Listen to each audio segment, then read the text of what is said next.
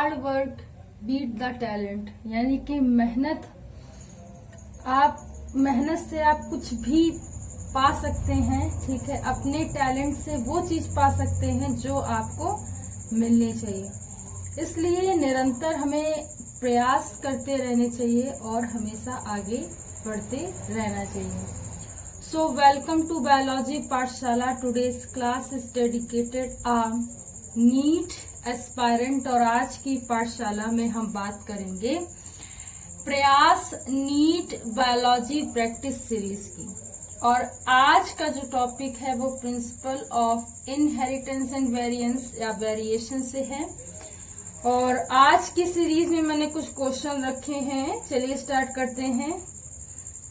सबसे पहला क्वेश्चन है, कह रहा है कि in a certain cell a genetic recombination can occur during the, तो कुछ विशेष कोशिकाओं में जो जेनेटिक रिकॉम्बिनेशन होता है वो मियोसिस सेल डिवीजन के थ्रू होता है, तो ये बात याद रखेंगे। ठीक है, और ये जो बेसिकली होता है वो कुछ सिंथेसिस के फेज में भी होता है और क्रॉसिंग ओवर के फेज में भी होता है, तो दोनों बातें याद रखेंगे। नेक्स्ट क्वेश्चन है, कह रहा है कि a women with a 47 chromosome due to the 3 copies of chromosome 21 is characterized by. So मैंने आप लोग को बताया था कि 21वीं जोड़ी का 21 chromosome trisomy is a down syndrome, और जब 21 क्रोमोसोम में एक एक्स्ट्रा क्रोमोसोम होगा तो बेसिकली वो 47 क्रोमोसोम होगा। So that is the character of Down syndrome. A woman with the 47 chromosome or 21 chromosome characterized by the Down syndrome. So ये बात याद रखेंगे। नेक्स्ट क्वेश्चन है, कह रहा है कि genetic counsellors can be identify the heterozygous individual by. So जितने जेनेटिक काउंसलर्स होते हैं वो हेट्रोजाइगस को बेसिकली आइडेंटिफाई करते हैं स्क्रीनिंग प्रोसीजर के थ्रू। स्क्रीनिंग प्रोसीजर के थ्रू वो क्या करते हैं, आइडेंटिफाई करते हैं कि बेसिकली ये हेट्रोजाइगस हैं कि होमोजाइगस हैं। सो ये बात आप लोगों को याद रखनी है। नेक्स्ट क्वेश्चन है, कह रहा है haemophilia is a, so haemophilia is a x linked character disease. So x linked character जो बेसिकली होता है उसमें हीमोफीलिया एंड कलर ब्लाइंडनेस दोनों ही एग्जाम्पल होते हैं। उसी तरीके से वाई लिंक्ड कैरेक्टर जो होता है उसमें हाइपरट्राइकोसिस होता है और एक्स वाई में नेफ्राइटिस होता है, तो ये बात याद रखनी है। और इसके कैरियर भी इसी तरीके से होते हैं, एक्स का एक्स होगा, वाई का वाई होगा, एक्स वाई का दोनों होंगे, तो ये बात याद रखेंगे।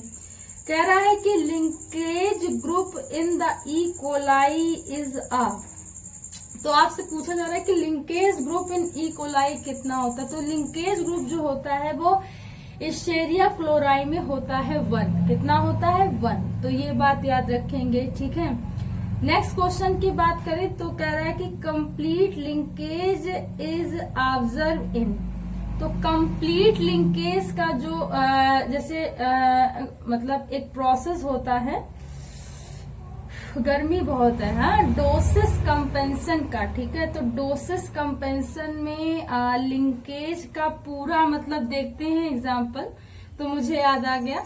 तो ये बात आप लोग याद रखें कि कंप्लीट लिंकेज जो होता है बेसिकली वो फीमेल ड्रोसोफिला स्पेसीज में होता है। किसमें होता है, फीमेल ड्रोसोफिला की स्पेसीज में होता है। ठीक है, तो डोसिस कंपेंशन से भी इसे समझ सकते हैं। ठीक है, नेक्स्ट क्वेश्चन है, कह रहा है indicate the inheritance of the which of the following control by the multiple allele. Very important question. जब हम आपको ऑफलाइन पढ़ाते हैं, ठीक है, कॉलेज में पढ़ाते हैं या इंस्टीट्यूशन में पढ़ाते हैं, तो हम मल्टीपल एलिज्म की बात करते हैं when the gene shows a different type of a character or a various type of a character is also known as a multiple allelism or a allele. ठीक है, तो जब कोई जीन एक से अधिक कैरेक्टर को शो करता है तो उसे बोलते हैं मल्टीपल एलिलिज्म। सो ये बेसिकली होता है ब्लड ग्रुप का। और आप इसे इंडिपेंडेंट असॉर्टमेंट के कैरेक्टर से भी समझ सकते हैं, वहां पे भी मल्टीपल एलिल होते हैं। सो ये बात आप लोग याद रखेंगे, ठीक है।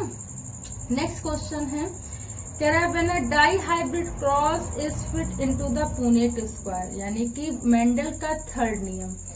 ओके, डाई हाइब्रिड क्रॉस पे बेस्ड है, जो पुनेट स्क्वायर में बिल्कुल फिट बैठता है, बिल्कुल सही। विद द 16 बॉक्सेस, ठीक है, 16 बॉक्सेस भी इसमें होते थे। Maximum number of the different phenotype available are, तो इसमें सबसे ज्यादा जो फिनोटाइप होता है वो फिनोटाइप का रेशियो का ही पूछ रहा है। तो 9:3:3:1, तो 4 इसके फिनोटाइप होते हैं। तो ये बताना है, थोड़ा सा बस घुमा दिया क्वेश्चन को, तो इसे याद रखेंगे, ठीक है। 4 इसके फिनोटाइप होते हैं, कौन से? 9:3:3:1। उसी तरीके से 12, 24, 12, 121 इसका जीनोटाइप रेशियो होता है, यानी कि 1:2:4:1:1:2:1:1 ये इसका जीनोटाइप रेशियो होता है, ठीक है। नेक्स्ट क्वेश्चन देखिए, कह रहा है कि sex chromosome of the female birds are the ZW type. तो ZW टाइप का जो कैरेक्टर होता है वो फीमेल्स में होता है, किसकी होता है? बर्ड्स की होता है, एप्स में होता है, तो ये बात याद रखेंगे। नेक्स्ट क्वेश्चन है question number 76, mutation that arise suddenly in the nature are called. Mutation जो बेसिकली सडनली अराइज हुआ, सडनली ही डेवलप हुआ, इस तरीके का जो म्यूटेशन होता है उसे बोलते हैं स्पॉन्टेनियस म्यूटेशन। क्या बोलते हैं? Spontaneous mutation. मतलब सडनली हो रहा है ना, तो उसे बोलेंगे स्पॉन्टेनियस म्यूटेशन, ठीक है। नेक्स्ट क्वेश्चन है, कह रहा है कि a pure tall and pure dwarf plant were cross to produce the offering. मतलब प्योर टॉल है, प्योर ड्वार्फ है, उसका क्या हो रहा है? क्रॉस हो रहा है।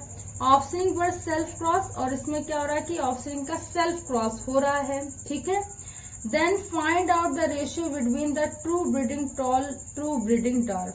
तो दोनों का ही 50-50% रेशियो होगा, या 1:1 का रेशियो होगा, ठीक है। दोनों ही तरीके से क्वेश्चन पूछा जाता है। जब 50-50 के रेफरेंस में आए तो आप 50-50 बताओगे, ठीक है, वो ऑप्शन से पता चल जाएगा।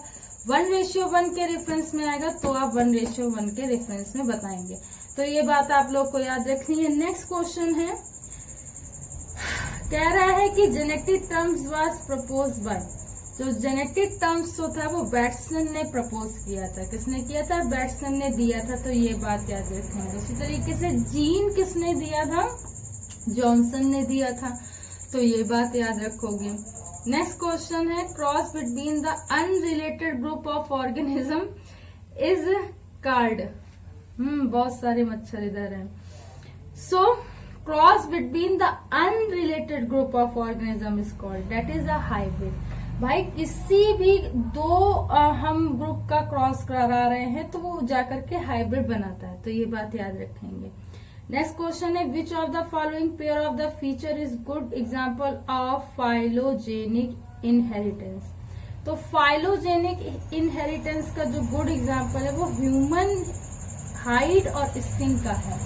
जो मतलब एक मार्फोलॉजिकल, फाइलोजेनिक का मतलब एक मार्फोलॉजिकल मतलब बेसिकली जेनेटिक को शो करता हो, तो वो ह्यूमन हाइट है एंड स्किन कलर है, तो ये बात याद रखेंगे। सो आज की पाठशाला में इतना ही। आई होप कि आज की पाठशाला आपको समझ में आई होगी। अगर आज की पाठशाला आपको समझ में आई हो तो उसे अन्य फ्रेंड्स के साथ शेयर कीजिए, अन्य लोगों तक पहुंचाइए। बायोलॉजी पाठशाला को लाइक कीजिए, शेयर कीजिए, सब्सक्राइब कीजिए, और बायोलॉजी पाठशाला का बेल आइकन उस घंटे के बटन को दबाए रखिए ताकि आने वाली लेटेस्ट अपडेट आप तक पहुंच सके।